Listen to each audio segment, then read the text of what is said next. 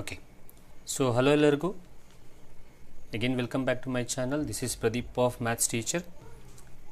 ಏನು ನೋಡ್ತಾ ಇದ್ದೀರಾ, ಇದು ಲಾಸ್ಟ್ ಕ್ಲಾಸಲ್ಲಿ ನಾವು ಇಲ್ಲಿಗೆ ಸ್ಟಾಪ್ ಮಾಡಿದಂತಹ ಒಂದು ಕ್ವಶನ್ನು. ಸೊ ಇದರ ಕಂಟಿನ್ಯೂಷನ್ ನಾವು ಈಗ ಮಾಡ್ಕೊಂಡು ಹೋಗೋಣ ಅನ್ನೋಂಥದ್ದು.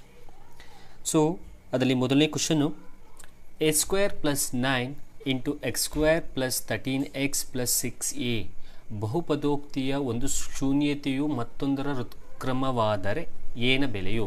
ಸೊ ಈ ವಿಡಿಯೋಸ್ಗಳಲ್ಲಿ ಕೆಲವೊಂದು ಸಲ ಕನ್ನಡ ಮೀಡಿಯಮಲ್ಲಿ ಕ್ವಶನ್ಸ್ ಇರುತ್ತೆ, ಅದನ್ನು ನಾನು ಇಂಗ್ಲೀಷಲ್ಲಿ ಟ್ರಾನ್ಸ್ಲೇಟ್ ಮಾಡ್ಕೊಡ್ತೀನಿ, ಅಥವಾ ಇಂಗ್ಲೀಷಲ್ಲಿ ಕ್ವಶನ್ಸ್ ಇದ್ದರೆ ಕನ್ನಡದಲ್ಲಿ ನಾನು ಟ್ರಾನ್ಸ್ಲೇಟ್ ಮಾಡ್ಕೊಡ್ತೀನಿ ಅನ್ನೋಂಥದ್ದು. ಓಕೆ, ಸೊ ಹಾಗಾದರೆ ಈ ಒಂದು ಕರ್ನಾಟಕ ಟೆಟ್ಗೆ ಏನು ಪ್ರಿಪ್ರೇಷನ್ ಮಾಡ್ತಾ ಇದ್ದೀವಿ, ಪೇಪರ್ 1 ಪೇಪರ್ 2 ಮ್ಯಾಥಮೆಟಿಕ್ಸ್.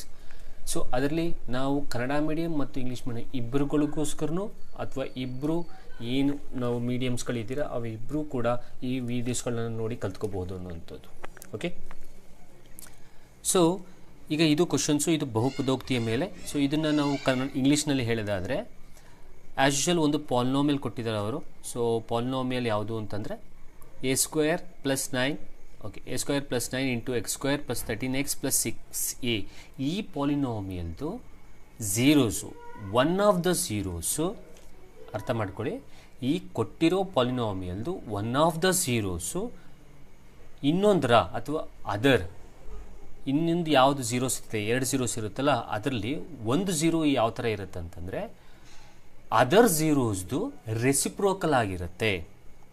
ಹಾಗಾದರೆ what is the value of A? ಇದು ಕ್ವಶನ್. ಸೊ ಕನ್ನಡದಲ್ಲಿ ಈಗಾಗಲೇ ಹೇಳಿದ ಹಾಗೆ ಈ ಬಹುಪದೋಕ್ತಿಯ ಒಂದು ಶೂನ್ಯತೆ ಮತ್ತೊಂದರ ಋತ್ಕ್ರಮ ಅಂದರೆ ರೆಸಿಪ್ರೋಕಲ್ ಆಗಿದ್ದರೆ what is the value of A? So ಒಂದ್ಸಲಿ ಬರ್ಕೊಳ್ತೀನಿ ಅದನ್ನ. a square plus 9 into X square plus 13x plus 6a. So ಈ ಒಂದು ಪಾಲಿನೋಮಿಯಲ್ದು ಬಹುಪದೋಕ್ತಿದು ಒಂದು ಶೂನ್ಯತೆ ಮತ್ತೊಂದರ ಋತ್ಕ್ರಮವಾದರೆ, ಅಂದರೆ ಒಂದು ಝೀರೋಸು ಅದರ್ ಝೀರೋಸ್ದು ರೆಸಿಪ್ರೋಕಲ್ ಆಗಿದ್ದರೆ unit to find the value of a, ಈ ಥರ ಕೇಳಿದ್ದಾರೆ. ಸೊ ಈಗೇನು ಮಾಡೋಣ, simple, first will pick a value, b value, c value. So ಇಲ್ಲಿ ಎಕ್ಸ್ ಸ್ಕ್ವೇರ್ ಪಕ್ಕದಲ್ಲಿರೋದನ್ನು ನಾವು ಎ ಅಂತ ಕರಿತೀವಿ. ಸೊ ಎಕ್ಸ್ ಪಕ್ಕದಲ್ಲಿರೋ ವ್ಯಾಲ್ಯೂನ ಬಿ ಅಂತ ಕರಿತೀವಿ, ಇಲ್ಲಿರೋದನ್ನು ಸಿ ಅಂತ ಕರಿತೀವಿ. ಹಾಗಾದರೆ ಎ ವ್ಯಾಲ್ಯೂ ಎಷ್ಟಾಯಿತು, a square plus 9. B value ಎಷ್ಟಾಯಿತು, ಎಕ್ಸ್ ಪಕ್ಕದಲ್ಲಿರೋದು 13.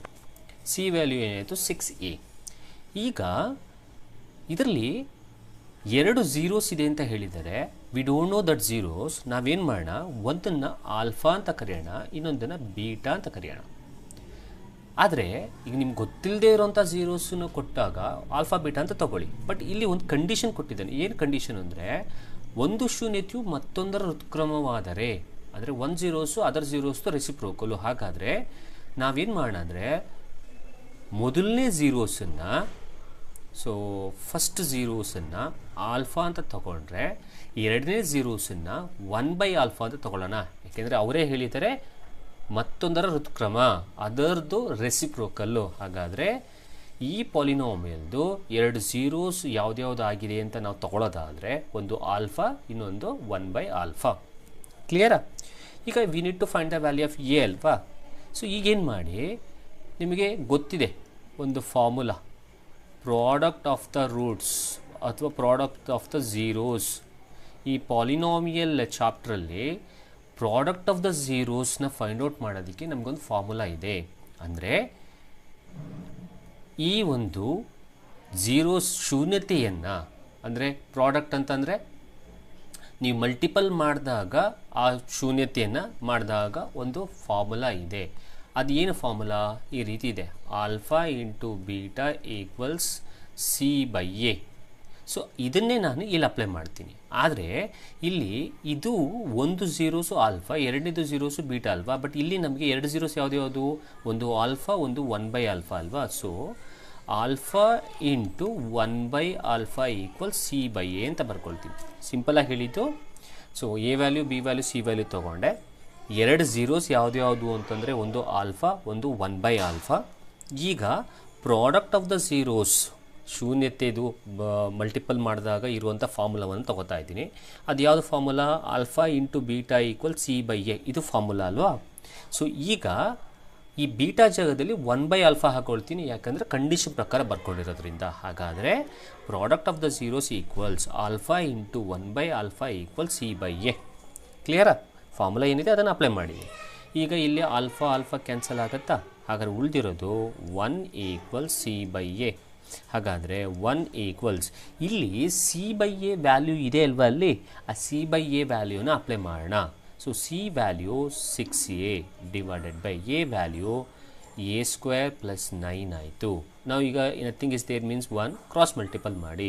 ಕ್ರಾಸ್ ಮಲ್ಟಿಪಲ್ ಮಾಡಿದ್ರೆ A² plus 9 equals to 6A. So 1 multiple ಮಾಡಿದ್ರೆ ಅದೇ ಬರುತ್ತಲ್ಲ. ಸೊ ಈಗ 6Aನ ಈ ಕಡೆ ಕರ್ಕೊಳ್ಳಿ. So A² minus 6A plus 9 equals to 0 ಅಥವಾ ಪ್ಲಸ್ 9 ಅಂತ ಬರ್ಕೊಳ್ಳಿ. ಈಗ ಇಲ್ಲಿ ನಿಮಗೆ ಎ ವ್ಯಾಲ್ಯೂ ಫೈಂಡ್ ಔಟ್ ಮಾಡಬೇಕು. ಇಲ್ಲಿ A² ಮೈನಸ್ 6A ಪ್ಲಸ್ 9 ಬಂತು. ಇದನ್ನು ಫ್ಯಾಕ್ಟ್ರೈಸ್ ಮಾಡೋಣ. ಫ್ಯಾಕ್ಟ್ರೈಸ್ ಅಂದರೆ splitting up of middle term. So splitting up of middle term ಮಾಡಿದ್ರೆ ನಿಮಗೆ ಎ ವ್ಯಾಲ್ಯೂ ಸಿಗುತ್ತೆ ಅನ್ನೋಂಥದ್ದು. ಕರೆಕ್ಟಾ? ಹಾಗಾದರೆ ಸೊ ಈಗ ಇದನ್ನು ಫ್ಯಾಕ್ಟ್ರೈಸ್ ಮಾಡೋದಾದರೆ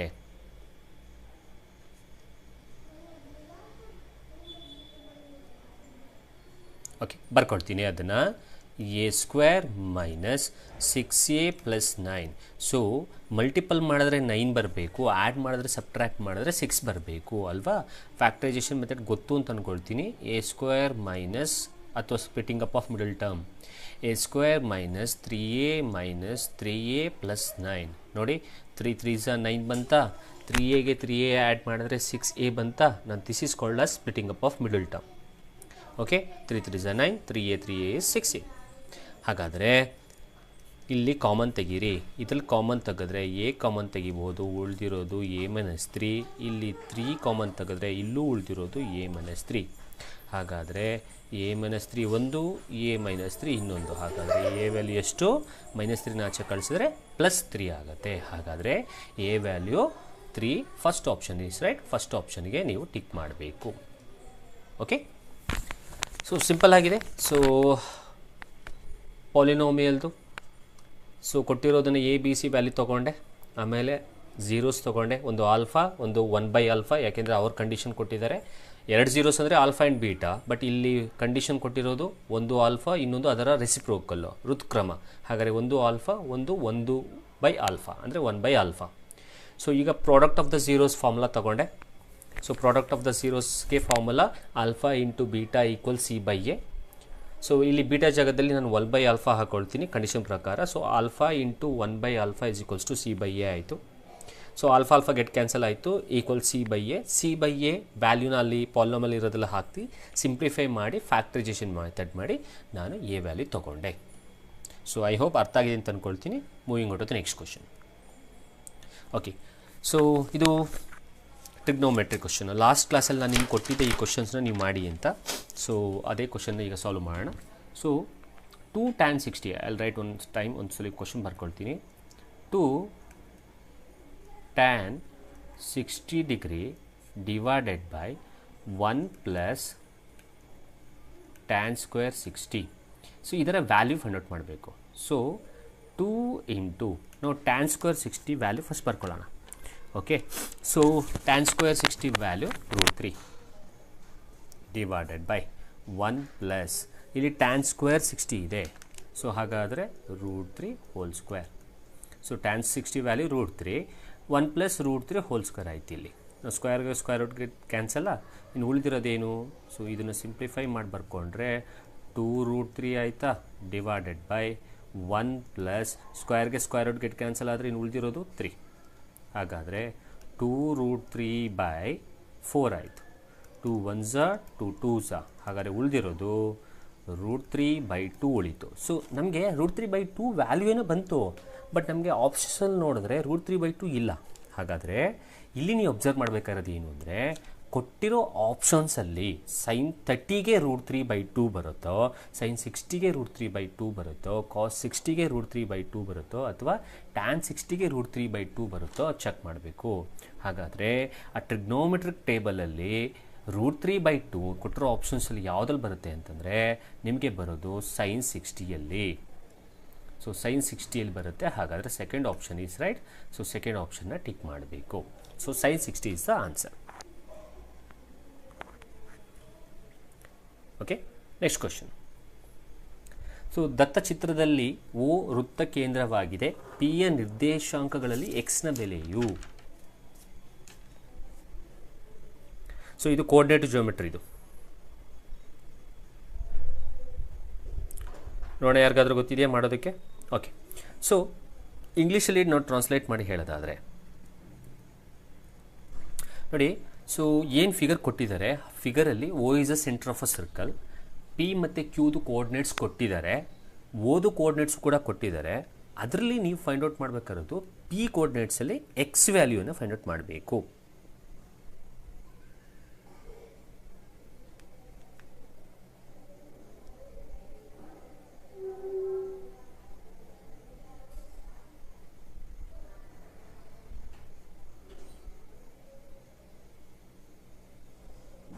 ಓಕೆ, ಸೊ ಹಾಗಾದರೆ ಈಗ ನಾವು ಅದನ್ನು ಸಾಲ್ವ್ ಮಾಡ್ಕೊಂಡು ಹೋಗೋದಾದರೆ ಇದು ಕೋಆರ್ಡಿನೇಟ್ ಜಿಯೋಮೆಟ್ರಿದು ಆ್ಯಕ್ಚುಲಿ ಪ್ರಾಬ್ಲಮ್ ಇದು. ಸೊ ಹೀಗಿದೆ, O is a centre of a circle, P ಮತ್ತು ಕ್ಯೂ ಎರಡು ಕೋಆರ್ಡಿನೇಟ್ಸು, ಓ ಕೋಆರ್ಡಿನೇಟ್ಸು ಕೊಟ್ಟಿದ್ದಾನೆ, ಪಿ ಕೋಆರ್ಡಿನೇಟ್ಸು ಕೊಟ್ಟಿದ್ದಾನೆ, ಕ್ಯೂ ಕೋಆರ್ಡಿನೇಟ್ಸು ಕೊಟ್ಟಿದ್ದಾನೆ. ಆದರೆ ಪಿ ಯಲ್ಲಿರುವ ಎಕ್ಸ್ ವ್ಯಾಲ್ಯೂನ ಫೈಂಡ್ ಔಟ್ ಮಾಡಬೇಕು. ನೋಡಿ, ಇಲ್ಲಿ ಫಸ್ಟ್ ನೀವು ಅರ್ಥ ಮಾಡ್ಕೊಳ್ಳಿ, ಇದು ಸರ್ಕಲ್ ಆಗಿ O is a centre of a circle ಅಂತ ಇದ್ದರೆ, O is a centre of a circle ಆಗಿದ್ದರೆ ಇಲ್ಲಿ ನಾವು ಮಿಡ್ ಪಾಯಿಂಟ್ ಫಾರ್ಮುಲಾವನ್ನು ಯೂಸ್ ಮಾಡ್ಬೋದು. ಏನು ಫಾರ್ಮುಲಾ ಯೂಸ್ ಮಾಡ್ಬೋದು? Mid point formula. ಓಕೆ, ಹಾಗಾದರೆ ಮಿಡ್ ಪಾಯಿಂಟ್ ಫಾರ್ಮುಲಾ ಏನು ಹೇಳುತ್ತೆ? ಸೊ ನಿಮ್ಗೆ ಗೊತ್ತಿರ್ಬೋದು. So I will write here, so mid point formula ನಿಮಗೆ x1 plus x2 by 2 y1 plus y2 by 2. ನಾವು why we are using this formula because here O is a centre of a circle. ಕ್ಲಿಯರಾ? So ಹಾಗಾದರೆ ನಾವು ಇದನ್ನು ಮಾಡೋದು ಹೇಗೆ? Simple. So first ನಾವೇನು ಬರ್ಕೊಳ್ಳೋಣ, points ಬರ್ಕೊಳ್ಳೋಣ. So ಇದು ನಾನು ಸ್ವಲ್ಪ ಎಕ್ಸ್ಪ್ಲನೇಷನ್ ನೀಟಾಗಿ ಕೊಟ್ಕೊಂಡು ಹೋಗ್ತಾ ಇದ್ದೀನಿ, ಬಟ್ ಎಕ್ಸಾಮಿನೇಷನ್ ಮಾಡಬೇಕಾದ್ರೆ ನೀವು ಬರೀ ಎಕ್ಸ್ ಕೋಆರ್ಡಿನೇಟ್ಸ್ನ ಮಾತ್ರ ತೊಗೊಂಡು ಸಾಲ್ವ್ ಮಾಡಬಹುದು. ಓಕೆ, ಸೊ ಈಗ ಪಾಯಿಂಟ್ಸ್ಗಳನ್ನ ಬರ್ಕೊಂಡು ಹೋಗೋದಾದರೆ ಪಿ ಇದು ಕೊಟ್ಟಿದ್ದಾನೆ ಎಕ್ಸ್ ಕಮ 10, ಸೊ ಕ್ಯೂದು ಕೊಟ್ಟಿದ್ದಾನೆ 1 ಕಮ -4. ಹಾಗಾದರೆ ಓದು ಕೂಡ ಕೊಟ್ಟಿದ್ದಾನೆ 2 ಕಮ 3. ಹಾಗಾದರೆ we can write this as O of XY. So ಇಲ್ಲೇನು ಮಾಡೋಣ, ಇದನ್ನು x1 y1 ಅಂತ ಕೊಡೋಣ, ಇದನ್ನು x2 y2 ಅಂತ ಕೊಡೋಣ, ಇದನ್ನು x ಮತ್ತು y ಅಂತ ಕೊಡೋಣ. So this is the formula O of x, y equals x1 plus x2 by 2 y1 plus y2 by 2. ಈಗ ಇಲ್ಲಿರೋ ವ್ಯಾಲ್ಯೂಸನ್ನು ಇಲ್ಲಿಗೆ ಅಪ್ಲೈ ಮಾಡ್ಕೊಂಡು ಹೋಗೋಣ. So O of x, y ಅಂದರೆ ಓ ಕೋಆರ್ಡಿನೇಟ್ಸ್ ಏನು ಕೊಟ್ಟಿದ್ದಾನೆ, 2 ಕಮ 3 ಕೊಟ್ಟಿದ್ದಾನೆ, ಈಕ್ವಲ್ಸ್ ಟು x1 ಎಷ್ಟು xa ಪ್ಲಸ್ x2 ಎಷ್ಟು 1 ಡಿವೈಡೆಡ್ ಬೈ 2 ಕಮ y1 ಎಷ್ಟು 10 ಪ್ಲಸ್ ನೆಕ್ಸ್ಟು 10 ಪ್ಲಸ್ ಅಲ್ಲಿ y2 -4 ಇದೆ. ಹಾಗಾದರೆ ಇದು ಪ್ಲಸ್ ಇಂಟು -4 ಡಿವೈಡೆಡ್ ಬೈ 2 ಆಗುತ್ತೆ. ಇಲ್ಲಿ ನೋಡಿ, ನಾನು ಮೊದಲೇ ಒಂದು ಪಾಯಿಂಟ್ ಹೇಳಿದೆ ಅಲ್ಲ, ಇದು ನಾನು ನಿಮಗೆ ಎಕ್ಸ್ಪ್ಲನೇಷನ್ ಕೊಡೋಕ್ಕೋಸ್ಕರ ನಾನು ಇದನ್ನೆಲ್ಲ ನೀಟಾಗಿ ಬರೆದೆ. ಆದರೆ ನೀವು ಎಕ್ಸಾಮಲ್ಲಿ ಕೂತ್ಕೊಂಡಾಗ they are asking to find the value of X ಅಲ್ವಾ. ಸೊ ಎಕ್ಸನ್ನ ಕೇಳಿದ್ರೆ just you can write only X coordinates. You can compare this X coordinates only. ಇದನ್ನು ಎಕ್ಸ್ ಕೋಆರ್ಡಿನೇಟ್ಸ್ನ ಕಂಪೇರ್ ಮಾಡಿಬಿಟ್ರೆ ಸಾಕು, ಆರಾಮಾಗಿ ವ್ಯಾಲ್ಯೂ ಬಂದ್ಬಿಡುತ್ತೆ. ಸೊ ನೀವೇನು ಮಾಡಬೇಡಿ, ಡೈರೆಕ್ಟಾಗಿ ಇದನ್ನು ಸ್ಟೆಪ್ ಹೇಳ್ಕೊಡೋಕ್ಕೋಸ್ಕರ ಬರ್ದಿ ಅಷ್ಟೇ, ಫಾರ್ಮುಲಾವನ್ನು ಹೇಳ್ಕೊಡೋಕ್ಕೋಸ್ಕರ. ಸೊ ಇದು ಎಕ್ಸ್ ಆ್ಯಕ್ಸಿಸ್ದು ಅಲ್ವಾ, ಇದು ವೈ ಆ್ಯಕ್ಸಿದು, ಹಾಗೆ ಇದು ಎಕ್ಸ್ ಆ್ಯಕ್ಸಿಸು, ಇದು ವೈ ಆ್ಯಕ್ಸಿಸ್ ಅಲ್ವಾ. ಇಲ್ಲಿ to find the value of x compare x axis to x axis. ಹಾಗಾದರೆ ಎಕ್ಸಾಮಲ್ಲಿ ಕೂತ್ಕೊಂಡಾಗ ಡೈರೆಕ್ಟಾಗಿ ಈ ರೀತಿ ಬರ್ಕೊಬಿಡಿ. ಏನಂತ, 2 ಈಕ್ವಲ್ಸ್ ಎಕ್ಸ್ ಪ್ಲಸ್ 1 ಬೈ 2 ಅಂತ ಬರ್ಕೊಬಿಡಿ. ನಾವು ಕ್ರಾಸ್ ಮಲ್ಟಿಪಲ್ ಮಾಡಿ 2 2 4 equals to x plus 1. So ಹಾಗಾದರೆ ಇಲ್ಲಿ x plus 1 is equals to 4, x is equals to 4 - 1. ಹಾಗಾದರೆ x is equals to how much 3. ಹಾಗಾದರೆ 3 ಇರುವ ಆಪ್ಷನ್ಸ್ ಯಾವುದು? Third option. So third option is right.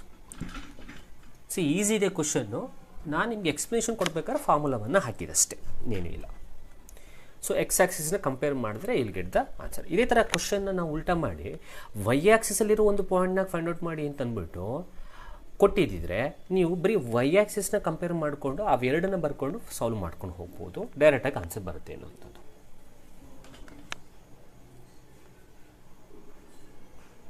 Okay, so ಹಾಗಾದ್ರೆ next question.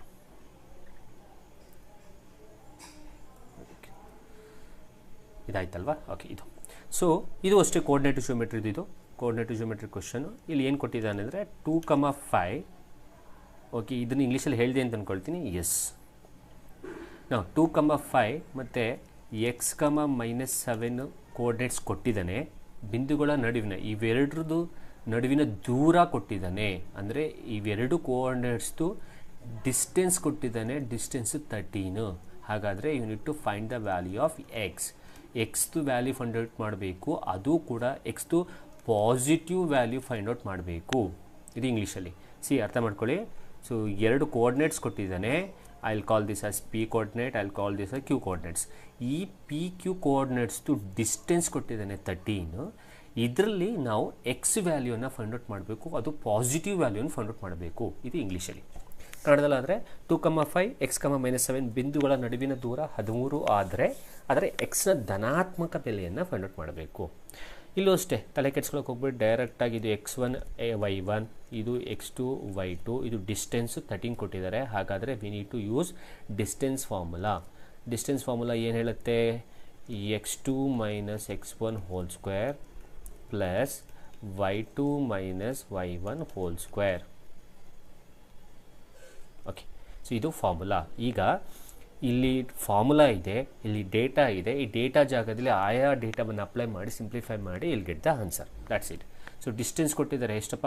13 = √of x2 ಗೊತ್ತು. x2 ಅಂದರೆ x minus x1 ಅಂದರೆ 2 hole square plus y2 ಅಂದರೆ -7 minus y1 ಅಂದರೆ 5 ಹೋಲ್ ಸ್ಕ್ವೇರ್. ನೋಡಿ, ಕ್ವಶನ್ ಇದೆ, ಡೇಟಾ ಇದೆ ಅಥವಾ ಫಾರ್ಮುಲಾ ಇದೆ. ಫಾರ್ಮುಲಾಗೆ ಡೇಟಾವನ್ನು ಅಪ್ಲೈ ಮಾಡಿದೆಯಾ?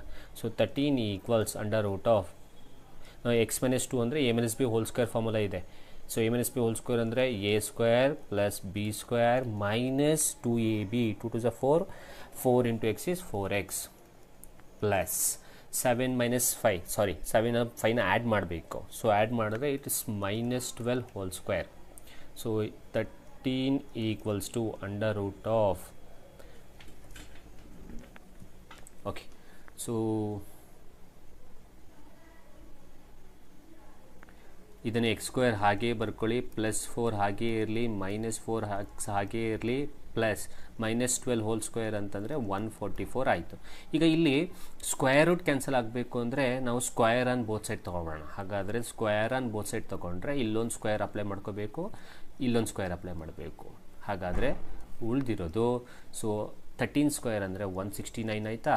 ಈಕ್ವಲ್ಸ್ ಇಲ್ಲಿ ಸ್ಕ್ವೇರ್ಗೆ ಸ್ಕ್ವೇರ್ ರೂಟ್ ಗೆಟ್ ಕ್ಯಾನ್ಸಲ್ ಆಯಿತಾ? ಇನ್ನು ಉಳಿದಿರೋದು x². 144 + 4 is 148 ಆಯಿತಾ? So plus 148 minus 4x. Sir ಹೇಗೆ? ಇಲ್ಲಿ 144 ಇದೆ, ಇಲ್ಲಿ 4 ಪ್ಲಸ್ ಆ್ಯಡ್ ಮಾಡಿ 148. ಸೊ ಹಾಗಾದರೆ ಸೊ ಈಗ ಈ 148ನ ಲೆಫ್ಟ್ ಹ್ಯಾಂಡ್ ಸೈಡ್ ತರ್ಕೊಳ್ಳಿ. So 169 minus 148 equals x² minus 4x. So subtract ಮಾಡಿ. ಸೊ ಸಬ್ಟ್ರ್ಯಾಕ್ಟ್ ಮಾಡಿದ್ರೆ 9 8 1 6 2, so it's 21 equals to x² minus 4x. Again ಇಲ್ಲಿ ಕೂಡ ನಿಮ್ಮ ಕ್ವಾಡ್ರಾಟಿಕ್ ಈಕ್ವೇಷನ್ ಬಂತು, ಫ್ಯಾಕ್ಟರೈಸೇಷನ್ ಅಥವಾ splitting up of middle term ಮಾಡಬೇಕು. ಸೊ x² ಮೈನಸ್ 4x 21 ಈ ಕಡೆಗೆ ಬಂದರೆ -21 equals to 0. So splitting up of middle term ಮಾಡಿ. ಸೊ ಆ್ಯಡ್ ಮಾಡಿ ಸಬ್ಟ್ರ್ಯಾಕ್ಟ್ ಮಾಡಿದ್ರೆ ಮಿಡಲ್ ಟರ್ಮ್ ಬರಬೇಕು, ಮಲ್ಟಿಪಲ್ ಮಾಡಿದ್ರೆ ಲಾಸ್ಟ್ ಟರ್ಮ್ ಬರಬೇಕು. ಹಾಗಾದರೆ 7 3s are 21, 7ಅಲ್ಲಿ 4 ಹೋದರೆ, ಸಾರಿ 7ಅಲ್ಲಿ 3 ಹೋದರೆ 4 ಆಯಿತು. ಹಾಗಾದರೆ we can write this as x² minus 7x -7x ಆದಮೇಲೆ ಪ್ಲಸ್ 3x ಮೈನಸ್ 21. ಬಿಕಾಸ್ ಇಲ್ಲಿ 7 3s are 21 ಬರುತ್ತೆ, minus into plus is minus, 7ಅಲ್ಲಿ 3 ಹೋದರೆ 4x. ಸೊ ಕಾಮನ್ ತೆಗೀರಿ, ಕಾಮನ್ ತೆಗೆದ್ರೆ ಇಲ್ಲಿ x ಮೈನಸ್ 7 ಇದು 7 ಪ್ಲಸ್ 3 ಇಲ್ಲೂ x ಮೈನಸ್ 7. ಸೊ ಹಾಗಾದರೆ ಇಲ್ಲಿ ಬರಿತೀನಿ. ಸೊ ಎರಡು ವ್ಯಾಲ್ಯೂ ಉಳ್ಕೊಂಡಿದ್ದು x minus 7 equals to 0, x is equals to 7 ಆಚೆ ಕಳಿಸಿದ್ರೆ ಪ್ಲಸ್ 7 ಆಗುತ್ತೆ. x ಪ್ಲಸ್ 3 ಈಕ್ವಲ್ಸ್ ಟು 0, ಹಾಗಾದರೆ x is equals to minus 3 ಆಗುತ್ತೆ. ಇದರಲ್ಲಿ ಪಾಸಿಟಿವ್ ವ್ಯಾಲ್ಯೂ ಯಾವ್ದು ಬಂತು? 7, ಅದು ಪ್ಲಸ್ 7. ಹಾಗಾದರೆ ಪ್ಲಸ್ 7 ಇರೋ ಆಪ್ಷನ್ ಯಾವುದು? First option. So first option is right. So distance formula use ಮಾಡಬೇಕು. ಸೊ ಈ ಕೋಆರ್ಡಿನೇಟ್ ಜಿಯೋಮೆಟ್ರಿದು ಅಷ್ಟೇ ನಾನು ಈಗಾಗಲೇ ಕೋಆರ್ಡಿನೇಟ್ ಜಿಯೋಮೆಟ್ರಿ ಎಕ್ಸ್ಪ್ಲೇಷನ್ ಮಾಡಿರುವ ವಿಡಿಯೋ ನನ್ನ ಚಾನಲ್ನಲ್ಲಿ VGT ಅಕಾಡೆಮಿಯಲ್ಲಿ ಅವೈಲಬಿಲಿಟಿ ಇದೆ. You can go and you can watch. And moreover ನನಗೆ ನನ್ನ ಟೆಲಿಗ್ರಾಮ್ ಗ್ರೂಪಲ್ಲಿ ನೀವು ಜಾಯ್ನ್ ಆಗ್ಬೋದು. ಟೆಲಿಗ್ರಾಮ್ ಗ್ರೂಪ್ VGT ಅಕಾಡೆಮಿ ಅಂತಲೇ ಅಥವಾ ಕರ್ನಾಟಕ ಟೆಟ್ 2024 ಅಂತ. ಸೊ ಈ ಟೆಲಿಗ್ರಾಮ್ ಗ್ರೂಪ್ಗೆ ಜಾಯ್ನ್ ಆಗಿ ನಿಮ್ಮ ಕ್ವಶನ್ಸ್ಗಳನ್ನ, ನಿಮ್ಮ ಡೌಟ್ಸ್ಗಳನ್ನ ನೀವು ನನಗೆ ಅದರಲ್ಲಿ ತಿಳಿಸ್ಕೊಟ್ರೆ ಅಥವಾ ಕ್ವಶನ್ಸ್ಗಳನ್ನ ಕೊಟ್ಟರೆ ನಾನು ಲೈವ್ ಸೆಷನಲ್ಲೇ ಬೇಕಾದ್ರೆ ನಿಮಗೆ ಅದನ್ನು ಸಾಲ್ವ್ ಮಾಡಿಕೊಡ್ತೀನಿ ಅನ್ನೋಂಥದ್ದು.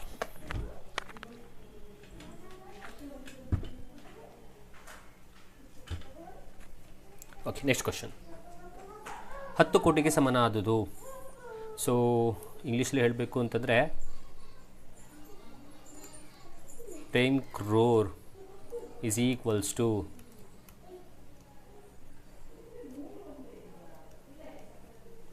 ಸೊ ಇದು ಗೊತ್ತಾಗಬೇಕು ಅಂದರೆ ನಮಗೆ ಇಂಡಿಯನ್ ಪ್ಲೇಸ್ ವ್ಯಾಲ್ಯೂ ಸಿಸ್ಟಮ್ ಮತ್ತು ಇಂಟರ್ನ್ಯಾಷನಲ್ ಪ್ಲೇಸ್ ವ್ಯಾಲ್ಯೂ ಸಿಸ್ಟಮ್ ಗೊತ್ತಿರಬೇಕು. Indian place value system, international place value system. So Indian place value system ಹೀಗೆ ಹೇಳುತ್ತೆ. ಏನು ಹೇಳುತ್ತೆ? ಸೊ ಫಸ್ಟ್ ಬರೋದು ಒನ್ಸು. ಓಕೆ, ಫಸ್ಟ್ ಬರೋದು ಒನ್ಸು ಅಥವಾ ಯೂನಿಟ್, ನೆಕ್ಸ್ಟು ಟೆನ್ಸು, ಆಮೇಲೆ ಹಂಡ್ರೆಡ್ಸು, ಆಮೇಲೆ 1000, ಆಮೇಲೆ 10,000. ಓಕೆ, 10,000 ಕಮ. ನೆಕ್ಸ್ಟು ಲ್ಯಾಕ್, ಆಮೇಲೆ 10 lakh, next crore, next 10 crore. ಸಾಕು ನಮಗೆ. ಅವ್ರು ಕೇಳಿರೋದು ಅಷ್ಟೇ ಅಲ್ವಾ, 10 crore is equals to. So ಅಲ್ಲಿ ಕೊಟ್ಟಿರೋ ಆಪ್ಷನ್ಸಲ್ಲಿ ಕೊಟ್ಟಿರೋ ಏನು ಆನ್ಸರ್ಸ್ಗಳಿದೆ ಅದು ಇಂಟರ್ನ್ಯಾಷನಲ್ ಸಿಸ್ಟಮಲ್ಲಿದೆ. ಸೊ ಅದಕ್ಕೋಸ್ಕರ ನಾವು ಫೈಂಡ್ ಔಟ್ ಮಾಡಬೇಕಾರದು. ಸೊ ಇದನ್ನು ನಾವು ಇಂಡಿಯನ್ ಪ್ಲೇಸ್ ವ್ಯಾಲ್ಯೂ ಸಿಸ್ಟಮ್ ಅಂತ ಕರಿತೀವಿ.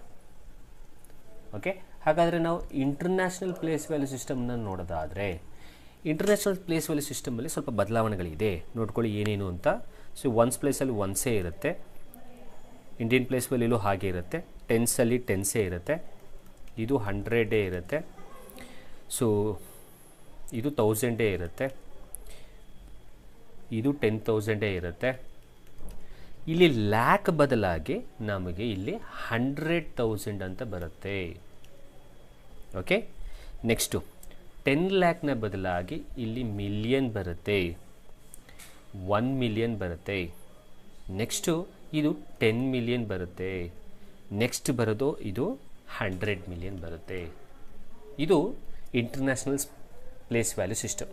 Okay, so once, tense, 100, 1000, 10,000, 100,000, million ಅಥವಾ 1 million, 10 million, 100 million. ಹಾಗಾದರೆ ಇಲ್ಲಿ ನಮ್ಮ ಇಂಡಿಯನ್ ಸಿಸ್ಟಮಲ್ಲಿ 10 crore ಅಂತ ಕೊಟ್ಟರೆ ಅದು ಎಷ್ಟಕ್ಕೆ ಸಮ ಆಗಿರುತ್ತೆ? 100 millionಗೆ ಸಮ ಆಗಿರುತ್ತೆ. ಸೊ 100 million ಇರೋ ಆಪ್ಷನ್ಸ್ ಯಾವುದು?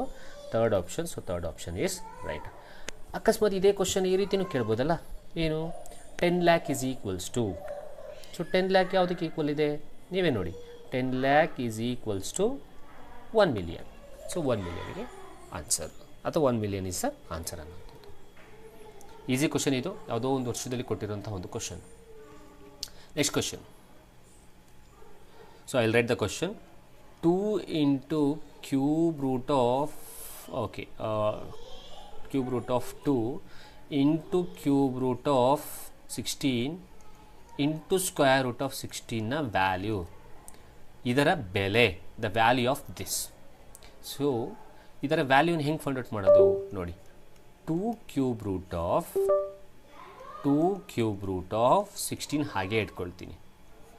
ಈಗ ಇಲ್ಲಿ ರೂಟ್ 16 ಇದೆಯಲ್ಲ, ರೂಟ್ 16ದು ವ್ಯಾಲ್ಯೂ ತೆಗಿತೀನಿ.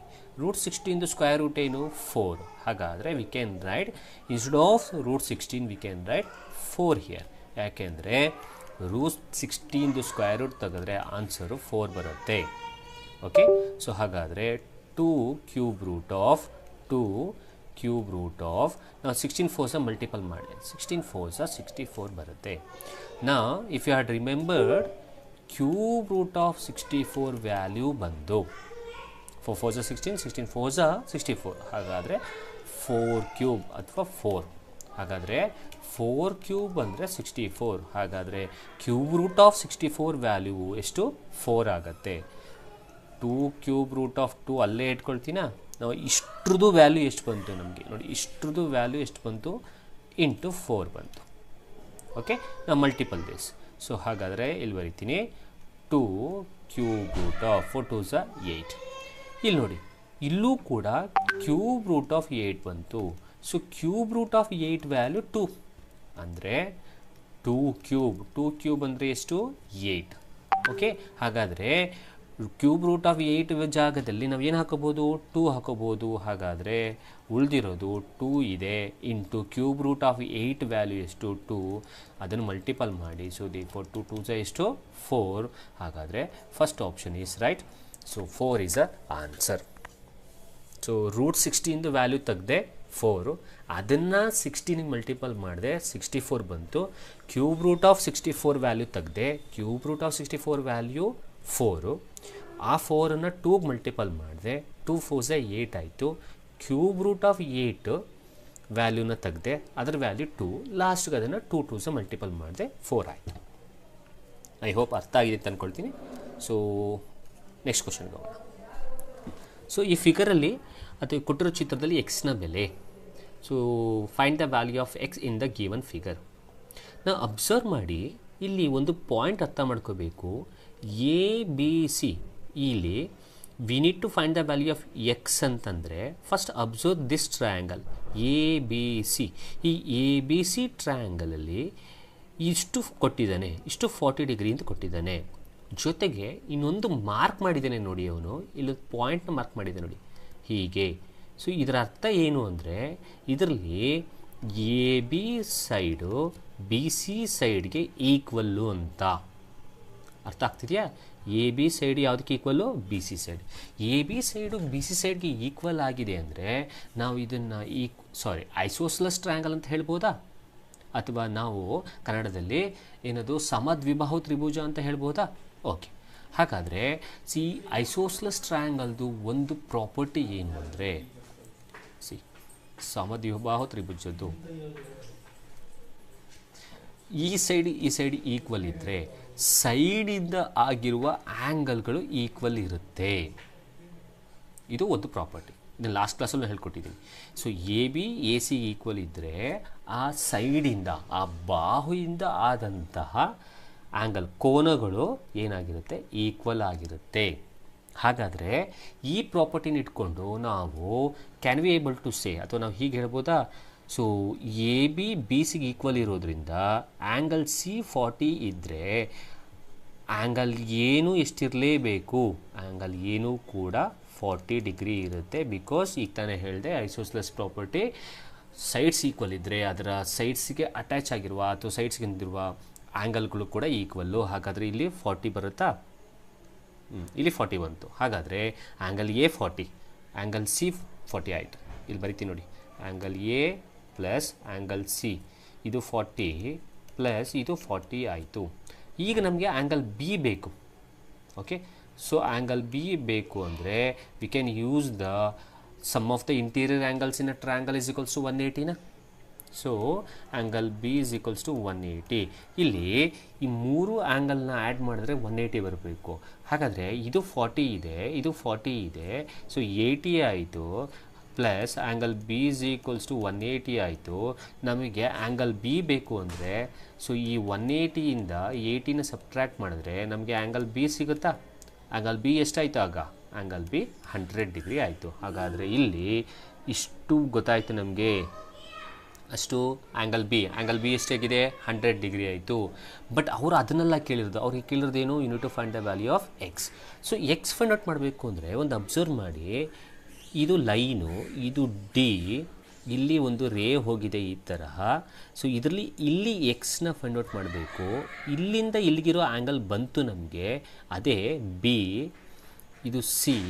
ಸೊ ಹಾಗಾದರೆ ಇಲ್ಲಿರೋ ಆ್ಯಂಗಲ್ ನಮಗೆ ಬಂತು, ಇದು ಎಷ್ಟು 100 ಡಿಗ್ರಿ. ನಾವು ಇಫ್ ಯು ಹ್ಯಾಡ್ ಅಬ್ಸರ್ವ್ಡ್ ನಾವು ಡಿ ಬಿ ಸಿ ಏನು ಸ್ಟ್ರೈಟ್ ಲೈನ್ ಅಂತ ಹೇಳ್ಬೋದಾ, ಒಂದು ಸರಳ ರೇಖಾಗತ ಅಂತ ಹೇಳ್ಬೋದಾ. ಹಾಗಾದರೆ D B C straight line ಆಗಿದ್ದರೆ ನಿಮಗೊಂದು ಪ್ರಾಪರ್ಟಿ ಗೊತ್ತಿರಬೇಕು, ಒಂದು ಸ್ಟ್ರೈಟ್ ಲೈನ್ ಮೇಲೆ ಬರೋ ಆ್ಯಂಗಲ್ಗಳನ್ನು ಆ್ಯಡ್ ಮಾಡಿದ್ರೆ ಅದು 180 ಡಿಗ್ರಿ ಇರುತ್ತೆ. ಓಕೆ, ಹಾಗಾದರೆ ಆ್ಯಂಗಲ್ ಎಕ್ಸ್ ಪ್ಲಸ್ ಆ್ಯಂಗಲ್ ಬಿನ ಆ್ಯಡ್ ಮಾಡಿದ್ರೆ ಎಷ್ಟು ಬರಬೇಕು, 180 ಬರಬೇಕು. Angle x plus angle B ಈಗಾಗಲೇ ಫೈಂಡ್ ಔಟ್ ಮಾಡಿದ್ದೀನಿ, 180. ಹಾಗಾದರೆ angle x is equals to 180 minus 100 ಮಾಡಿದ್ರೆ angle x is equals to 80 is the answer. ಹಾಗಾದರೆ ಆ್ಯಂಗಲ್ ಎಕ್ಸ್ ಎಷ್ಟಿರಬೇಕು? 80. So first option is right, 80 degree. ಇದು ನಾನು ನಿಮಗೆ ಎಕ್ಸ್ಪ್ಲನೇಷನ್ ಕೊಟ್ಟಿದ್ದು. ಬಟ್ ನೀವು ಇದನ್ನು ಎಕ್ಸಾಮಲ್ಲಿ ಕಾನ್ಸೆಪ್ಟ್ಸ್ಗಳೆಲ್ಲ ಗೊತ್ತಿದ್ದರೆ ಡೈರೆಕ್ಟಾಗಿ ಫಿಗರ್ ನೋಡಿ ನೀವು ಮಾಡಿಬಿಡ್ಬೋದು. ಓಕೆ, ಫಾರ್ ಎಕ್ಸಾಂಪಲ್ ನೋಡಿ, ಸೊ ಅವ್ರು ಕೊಟ್ಟಿರೋ ಫಿಗರ್ ಪ್ರಕಾರ ಹೀಗೆ ಲೈನ್ ಕೊಟ್ಟಿದ್ದಾನೆ. ಸೊ ಇಲ್ಲಿ ಒಂದು ಓಕೆ, ಇಲ್ಲಿ ಒಂದು ರೇ ಇದೆ. ಸೊ ಇದನ್ನು ಒಂದು ಟ್ರಯಾಂಗಲ್ ಹಿಂಗೆ ಮಾಡಿದ್ದಾನೆ ಅಲ್ವಾ? ಓಕೆ, ಸೊ ಇಲ್ಲಿ ಏನು ಮಾಡಿದ್ದಾನೆ? We need to find the value of x. So ಇಲ್ಲಿ 40 ಡಿಗ್ರಿ, ಸಾರಿ ಯಾವುದು 40 ಡಿಗ್ರಿ? ಹಾಂ, ಇದು 40 ಡಿಗ್ರಿ ಕೊಟ್ಟಿದ್ದಾನೆ ಅಲ್ವಾ? ಈ ಕಡೆ ಇದು 40 ಡಿಗ್ರಿ. ಓಕೆ, ಇದು 40 ಡಿಗ್ರಿ ಕೊಟ್ಟಿದ್ದಾನೆ. ಸೊ ಇದು 40 ಡಿಗ್ರಿ ಇದ್ದರೆ ಇದು 40 ಡಿಗ್ರಿ ಆಯಿತು. ಈಗ ಮೈಂಡ್ ಕ್ಯಾಲ್ಕುಲೇಷನ್ ಮಾಡ್ತಾ ಇರೋದು. ಸೊ 40 40 80 ಆಯಿತು. 40 40 80 ಆಯಿತು ಅಂತಂದರೆ ಇದು ಎಷ್ಟಿರಲೇಬೇಕು? ಉಲ್ಟಾ ಬರೆದೆ ಫಿಗರ್, ಸಾರಿ ಈ ಫಿಗರ್ ಬೇಡ, ಇಲ್ಲೇ ಮಾತಾಡೋಣ. ಓಕೆ, ಸೊ ಇಲ್ಲೇ ಹೇಳ್ದಂಗೆ ನೋಡಿ, ಸೊ ಇಲ್ಲಿ 40 ಇದೆ. ಹಾಗಾದರೆ ಇಲ್ಲಿ ಎಷ್ಟು ಬರಲೇಬೇಕು? 40. ಯಾಕಂದರೆ ಇವೆರಡು ಸೈಡ್ಸ್ ಈಕ್ವಲ್ ಇದ್ದರೆ ಎರಡು ಆ್ಯಂಗಲ್ಗಳು ಈಕ್ವಲ್ ಇರುತ್ತೆ. 40 + 40 ಆಯಿತು. ಸೊ 40 + 40 80 ಆಯಿತು. ಸೊ ಟ್ರಯಾಂಗಲ್ದು ಸಮ್ ಮಾಡಿದ್ರೆ, ಆ್ಯಂಗಲ್ಗಳನ್ನ ಸಮ್ ಮಾಡಿದ್ರೆ 180 ಬರಬೇಕು. ಇಲ್ಲಿ 80 ಇದೆ. ಹಾಗಾದ್ರೆ ಉಳಿದಿರೋದು ಎಷ್ಟು ಬರಲೇಬೇಕು? ಇದು 100 ಬರಬೇಕು. ಇದು 100 ಇದ್ದರೆ D B C straight line ಆದರೆ ಸೊ ಇವೆರಡನ್ನ ಆ್ಯಡ್ ಮಾಡಿದ್ರೆ 180 ಬರಬೇಕು. 180 100 ಇದೆ. ಹಾಗಾದರೆ ಇದು ಎಷ್ಟು ಬರಲೇಬೇಕು? 80 ಬರಲೇಬೇಕು. ಹಾಗೆ ಮೈಂಡ್ ಕ್ಯಾಲ್ಕುಲೇಷನ್ ಮಾಡ್ಬೋದು ನೀವು. Next question. ಸೊ ಒಂದು ಎಕ್ಸ್ಪೋನೆಂಟ್ದು question, 100 to the power of 150 divided by 10 to the power of 296 ಇದರ ವ್ಯಾಲ್ಯೂ, ಇದರ ಬೆಲೆ. ಸೊ ಹೇಗೆ ಮಾಡೋದು ನೋಡಿ. So 100 to the power of 150ನ ಹಾಗೆ ಇಟ್ಕೊಳ್ತೀನಿ, ಡಿವೈಡೆಡ್ ಬೈ ನಾವು 10 to the power of 296ನ ನಾನು 296ನ 2 ಇಂದ ಡಿವೈಡ್ ಮಾಡಿಬಿಡ್ತೀನಿ. 2 1s 4s 8s. ಹಾಗಾದರೆ ಈ 10 to the power of 296ನ ನಾನು ಈ ರೀತಿ ಬರ್ಕೋಬೋದಾ? 10 to the power of 2 whole to the power of 148. Sir ಯಾಕೆ ಹಿಂಗೆ ಬರ್ಕೊಂಡ್ರಿ? ಇದನ್ನು ನಾವು ಸಿಂಪ್ಲಿಫೈ ಮಾಡಿದ್ರೆ ಇದೇ ಬರುತ್ತಾ? ಖಂಡಿತವಾಗ್ಲೂ ಬರುತ್ತೆ. ಯಾಕೆ ನೋಡಿ, ಇದು ಯಾವ ಫಾರ್ಮೆಟಲ್ಲಿ ಇದೆ ಅಂದರೆ a to the power of n whole to the power of n ಫಾರ್ಮಲ್ಲಿದೆ. So a to the power of m into a to the power of m whole to the power of n ಅಂದರೆ a to the power of m into n ಆಯಿತು. ಹಾಗಾದರೆ ಇದನ್ನು ಬಿಡಿಸ್ಕೊಳ್ಳೋದಾದರೆ 10 to the power of 2 into 148 ಮಾಡಿದ್ರೆ 10 to the power of 296 ಬರುತ್ತಲ್ಲ. ಹಾಗಾಗಿ ನಾನು 10 to the power of 296ನ 10 square to the power of 148 ಅಂತ ಬರ್ಕೊಂಡೆ. ಓಕೆ, ಸೊ ಈಗ ಮೇಲ್ಗಡೆನ ಹಾಗೆ ಉಳಿಸ್ಕೊತೀನಿ. 100 to the power of 150 ಹಾಗೆ ಇರಲಿ. 10 ಸ್ಕ್ವೇರ್ ಅಂದರೆ ಎಷ್ಟಪ್ಪ? 10 ಸ್ಕ್ವೇರ್ ಅಂದರೆ 100 to the power of ಉಳಿದಿರೋದೇನು? 148. ನಾವು ಇಲ್ಲೂ ಕೂಡ ನೋಡಿ ಒಂದು ಎಕ್ಸ್ಪೋನೆಂಟ್ ಬಂತು. ಇದು ಯಾವ ಥರ ಎಕ್ಸ್ಪೋನೆಂಟಲ್ಲಿ ಇದೆ ಅಂತಂದರೆ, ಯಾವ ಎಕ್ಸ್ಪೋನೆಂಟ್ ಇಲ್ಲಿ ಯೂಸ್ ಮಾಡ್ಬೋದು ಅಂದರೆ a to the power of m divided by a to the power of n use ಮಾಡ್ಬೋದಾ? a to the power of m divided by a to the power of n ಅಂದರೆ a to the power of m minus n. ಹಾಗಾದರೆ ಇಲ್ಲಿ ಇದು ಆ ರೀತಿ ಇದ್ದರೆ V can right 100 to the power of 150 minus 148 ಮಾಡ್ಬೋದಾ? ಹಾಗಾದರೆ 100 to the power of 2 ಆಯಿತಾ? ನಾವು ದಿಸ್ ಈಸ್ ದ ಆನ್ಸರ್. ನಾವು 100 ಸ್ಕ್ವೇರ್ನ ಮಾಡಿ 100 ಸ್ಕ್ವೇರ್ನ ಮಾಡಿದ್ರೆ ನಿಮಗೆ ಬರೋ ವ್ಯಾಲ್ಯೂ 10,000. ಹಾಗಾದರೆ 10,000 ಇರೋ ಆಪ್ಷನ್ಸ್ ಯಾವುದು? So third option is right. Simple. So 10 to the power of 296ನ 10 square to the power of 148 ಮಾಡಿಕೊಂಡೆ. ಆಮೇಲೆ 10 ಸ್ಕ್ವೇರ್ ಅಂದರೆ 100 ಬರ್ಕೊಂಡೆ. So 100 to the power of 150 by 100 to the power of 148 ಮಾಡಿಕೊಂಡೆ. ಪುನಃ ಎಕ್ಸ್ಪೋನೆಂಟ್ ಫಾರ್ಮುಲಾ ಹಾಕ್ತೆ. a to the power of m by a to the power of n equals to a to the power of m minus n. ಅವೆರಡು subtract ಮಾಡಿದೆ, 100 square ಆಯಿತು. ಹಾಗಾದ್ರೆ ಉಳಿದಿರೋದು okay 100 square ಅಂದರೆ 10,000. Next question ನೋಡೋಣ. ಈ questions ಕೊಡ್ತೀನಿ, ನೀವೇ ಮಾಡಿ. ಸೊ 425 ಇಂಟು 27 ಡಿವೈಡೆಡ್ ಬೈ 1000 ಇದರ ದಶಮಾಂಶ ರೂಪ. ಸೊ ಇಂಗ್ಲೀಷಲ್ಲಿ ಬರೀತೀನಿ. The decimal expansion of this. ನಾವು ಮೇಲೆ ಕೊಟ್ಟಿರೋ ನಂಬರ್ದು ಡೆಸಿಮಲ್ ಎಕ್ಸ್ಪ್ಯಾನ್ಷನನ್ನು ಬರೀಬೇಕು. ಓಕೆ, ಸೊ ನೋಡೋಣ, ಟ್ರೈ ಮಾಡಿ.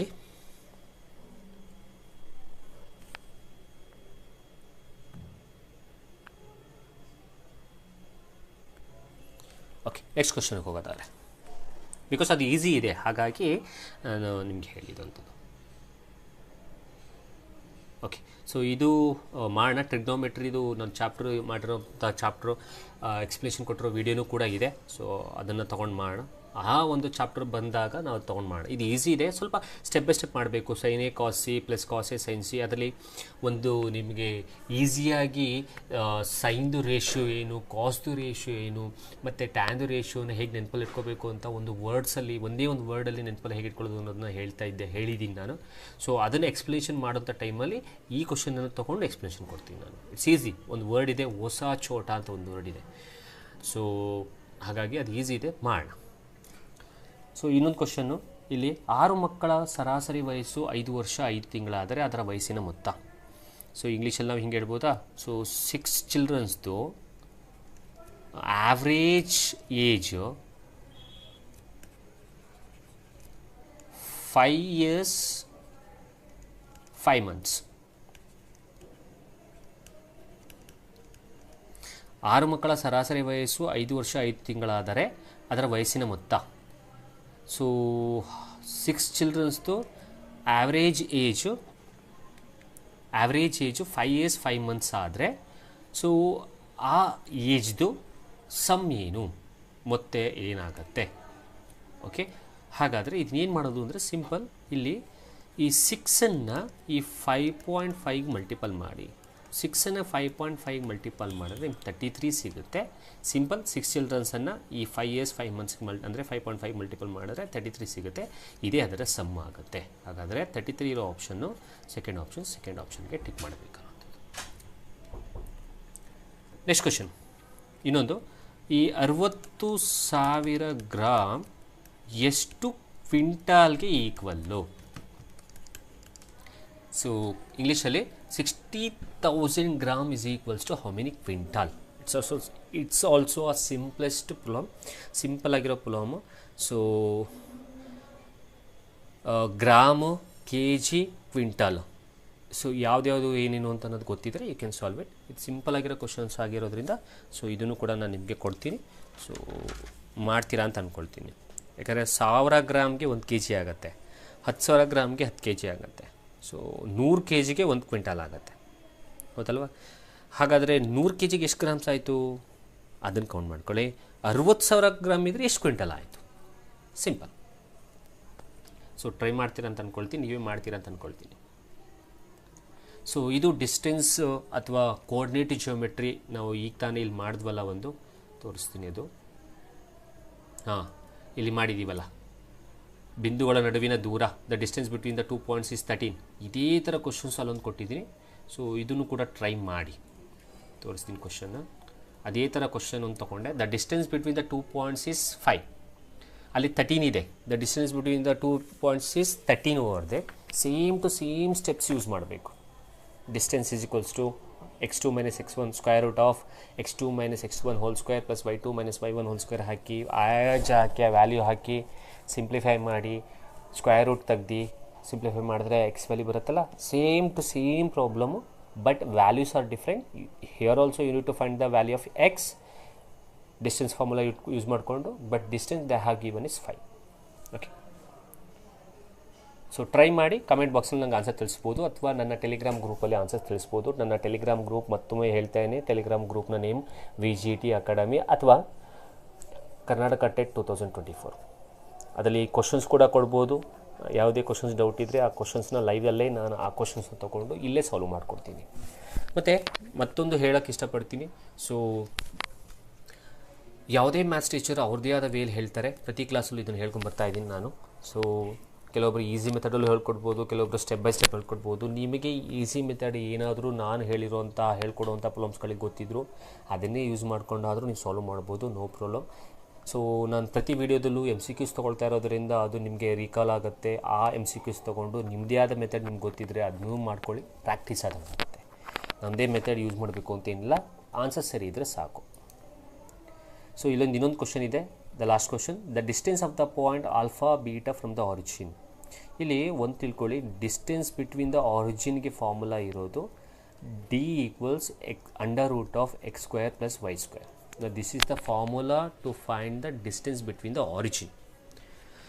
ದೂರವನ್ನು ಫೈಂಡ್ ಔಟ್ ಮಾಡಬೇಕು ಮಧ್ಯ ಬಿಂದುವಿಂದ. ಆ ಆರಿಜಿನ್ ಇರುತ್ತಲ್ಲ, ಎಕ್ಸ್ ಆಕ್ಸಿಸ್ ವೈ ಆಕ್ಸಿಸ್, ಇಲ್ಲಿ ನೋಡಿ ಈ ಥರ, ಇಲ್ಲಿಂದ ಸಾರಿ ಈ ಸೆಂಟ್ರಿಂದ the distance between the origin, ಈ ಪಾಯಿಂಟಿಂದ ಇರುವ ದೂರ ಅಂತಂದರೆ ಅದಕ್ಕೆ ಫಾರ್ಮುಲಾ ಇದು. Okay, d is equals to under root of x square plus y square. ಇಲ್ಲಿ ನಮಗೆ ಕೋಆರ್ಡಿನೇಟ್ಸು ಎಕ್ಸ್ ವೈ ತೊಗೊಂಡಿದ್ದೀವಿ, ಬಟ್ ಇಲ್ಲಿ ಕೋಆರ್ಡಿನೇಟ್ಸು ನಮಗೆ ಆಲ್ಫಾ ಬೀಟಾ ಕೊಟ್ಟಿದ್ದಾನೆ. ಹಾಗಾದರೆ ಆಲ್ಫಾ ಬೀಟಾ ಕೊಟ್ಟಿದ್ದರೆ formula d is equals to under root of alpha square plus beta square. Simple. ಹಾಗಾದರೆ ಇದಿರೋ answer fourth one is right answer.